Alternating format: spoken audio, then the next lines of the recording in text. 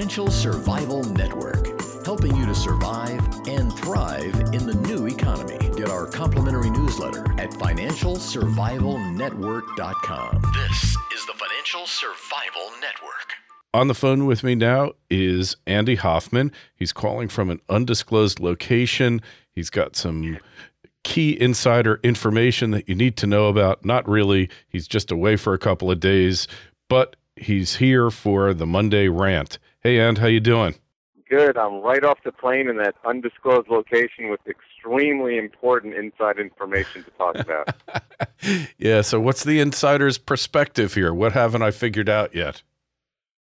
No, I think we figured it out. It's 99% of the world that hasn't yet, and that's that QE to infinity has essentially been announced in one half of the world, and the other half it's going to be announced this week. Yeah, and you know what's interesting? Everyone's raving about how smart the Chinese are, this and that, and they're out there printing with everybody else. Yeah, it's almost like you'd think that they were actually coordinating this. The fact that all these announcements come out at the same time.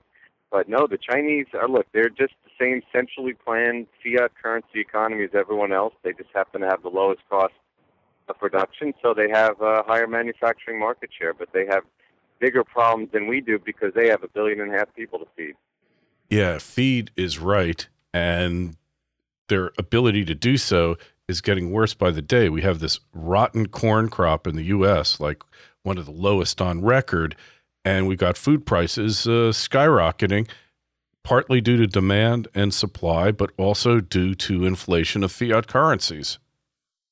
You know what I saw this weekend? Actually, I was scanning through Zero Hedge. They had a bunch of charts, and one of them showed the percentage of population in different parts of the world that are under 14 years of age. And I was shocked to see that China at 14% is one of the highest in the world, because China, as you know, has a one-child policy or something close to it. So the people are still having children. And, you know, when you talk about devastating droughts and corn crop failures, I mean, then you see why the Chinese government is in such dire straits right now and why they just announced a new stimulus package, which will, again, do nothing except print money. Yeah, that's in the final analysis. In the long run, printing money is proven to be a failure. It didn't work in the Great Depression. It's never worked in any economic crisis other than perhaps kicking the can down the road a couple of miles. And in this particular case, because the entire world is anchored to the dollar and owns so much of them, and so much is at stake for so many of these elites, they've kicked the can down the road further than anyone's ever done it. Of course, the final result will be a much worse catastrophe than any of those other ones combined. Yeah, that's a given. There's a certain inevitability to the whole thing. Like, they know that their efforts are doomed, and yet that doesn't stop them from trying it anyway. Well, it's like I've written a lot about the movie Fargo. I've used it as a reference because that's how I think that these guys are.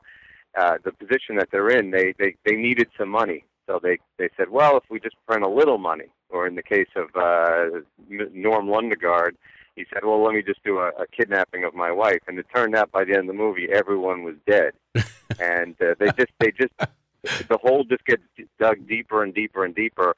And I think after what you saw with the ECB last week, that is if it ever gets ratified, and what you're going to see with the Fed this week, the hole will turn into an abyss. There will be no bottom. Yeah, it's certainly looking like that. So it's life imitating Fargo. Is that the headline for this this segment? Yeah, as soon as the first word came out of your mouth, I knew that was the name of the segment. Well, it's really true though, isn't it? Because they're all in it to the death, and the thing can't work out. Any thinking person knows that it's destined for failure, and the price of failure becomes much higher. And yet it's just like the junkie, just one last shot, and then I'll reform, I'll change, I'll be good, I'll straighten out. And basically we're dealing with a bunch of degenerate junkies here, except their drug du jour is credit and fiat money instead of the good stuff like heavy-duty narcotics. But don't forget, many of these guys know this very well. They're not all stupid. I mean, you would have to be pretty stupid to get to the position of being a high-level leading global banker without understanding not only the basics of real money, but also that what you're doing is failing. So to me, the way I put it is there's some Keystone cops in there, but some of them just are trying to preserve themselves. They say, look, the longer that we can push this down the road, the more that we can take care of ourselves by buying physical gold and guns and food and whatever. Because, I mean, this is the survival instinct. It's not just about, stupid central planners. And I assure you that Ben Bernanke, for all he says, is well aware of what Ron Paul has been telling him and where the final game is going to go. Yeah, that's what's really distressing. So they know where it's going to go, but they just feel condemned to repeat history once again, and there's no stopping them. Well, it's just survival. They're just trying to save themselves. They couldn't care less. Look, this is what people do, whether they're evil bankers or super nice nuns. I mean, when you're painted in a corner, this is what you do. Yeah, but wouldn't it be better if everybody just accepted the reality and said, it isn't going to work. It's going to fail at some point. We're probably better off making it just taking our lumps now, and and everyone will be better off. And yet they can't do that. Yeah, but these are pretty big lumps. We're talking about if they allowed this to go where it's going to go. We're talking about, first, they'd be lynched personally, and second of all, we're talking about mass poverty, war, death, all that stuff. So you try to put it off as best you can. It's, one of my readers wrote today that he didn't think I was seasoned enough to be elected president, and I said. And I said, what more would I need to know about the world? I mean, I would make the decisions you're talking about, but no one would agree with them. I mean, Paul Ryan's my age. You think he's seasoned enough? Yeah, and like who in their right mind would want to run? You have to be a sociopath to want to run right. for president. That's right. I mean, with Obama, he's got to run because any president knows that you don't want to be known as a guy who was not a two-term president. But when you talk about guys like Romney and the Republicans running against him, you go, are they really that power hungry that they want to walk into this disaster? And the answer is yes. There's tons and tons of people like that. Yeah, that's what's hard to believe. That it's obvious what's coming. It's obvious to you. It's obvious to me and a lot of our group. And it must be obvious to them as well. And yet, this is what they want. I don't know. I don't know. Unbelievable, huh? So absolutely. So basically, look, the world has been set up for QE on Thursday. The Fed set it up themselves last week when Bernanke changed his language, and of course the ECB did their thing on Friday. Was it Friday? I can't remember what day it was. But they have to do it now. There's no two ways about it. That we've been saying all along that Bernanke was just bluffing and pretending. He hasn't even really, never once said, I'm not going to do it. He just kind of tries to say, yeah, the economy's good. We're always being vigilant. But finally that time has come. And what do you know? It's right before the debt ceiling debacle comes around, and it's right before the election. Isn't that convenient? And I cannot wait.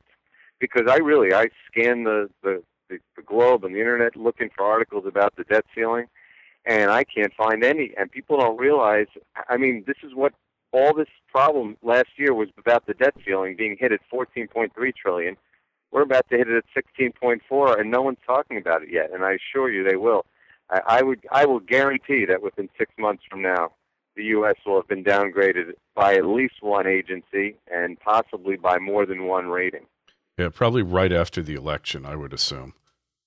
Yes, agreed. Oh, hey, and, I always send you, because I've got a Google search alert going for bank glitches, and lo and behold, the bank glitch spreads to Australia.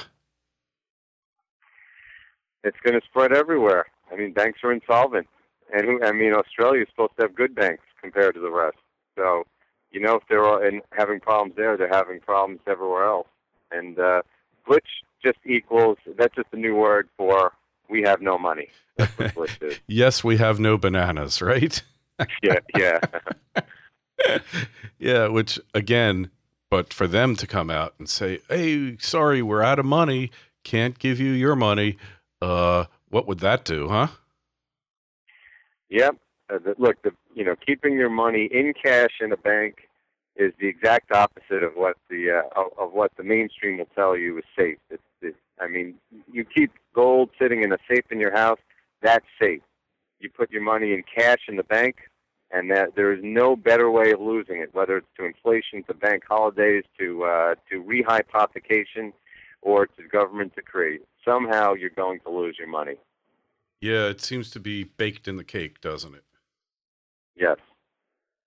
So gold, silver, and hey, what's doing with demand at Miles Franklin? I assume now that gold cracked 1,700 and silver is getting close to 34, I'll bet demand's picked up, hasn't it? Well, it's funny you should say, because I would say in the last week and a half since we've moved, we probably had more business at Miles Franklin than we had in the last month. And also on top of that, we were just talking this morning about premiums for numismatics. We've talked about for the last 6 months that they've gotten really low, and as a result, it's probably a decent idea to look into them, because if you're trading at the same price as new bullion, why not do it? It's just one added layer of protection, whatever that means. But it turns out the prices are showing that they're low, but there's no supply out there, and that's exactly what we talk about with paper and physical.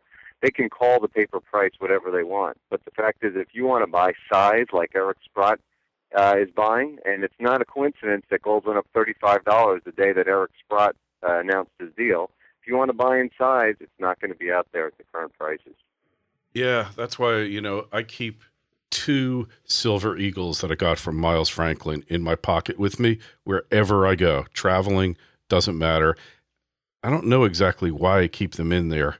I think it was Mark Skousen just said you should always have a silver coin with you just to show people. In case it hits the fan while you're on the road. Yeah, well, it probably wouldn't hurt for that purpose either. I'm hoping that that doesn't occur, but who the hell knows in this day and age. But a month ago, those 2 coins in fiat dollars were worth $54, and now they're worth close to $67, almost $68. And I realized there's another lesson in having them in your pocket is it's still the same 2 coins that I've had for months. And yet, you know what? The value of them has gone up, and nothing has changed here. Yeah, it's the same silver that was once sitting in the earth for 1,000 years or 10,000 years. And what do you know? It's up 10% in value for doing nothing in a couple of weeks. Yep. Isn't that great? You got to love it. Yep. You got to love it. So anyway, I'll let you get on with your business in your undisclosed, secured location. And, I have a feeling you're like pushing around huge cases on wheels that are filled with bullion, and you have armed guards around you. And hey, just get there safely, and we'll talk to you again next week. Great. Have a great day. Take care.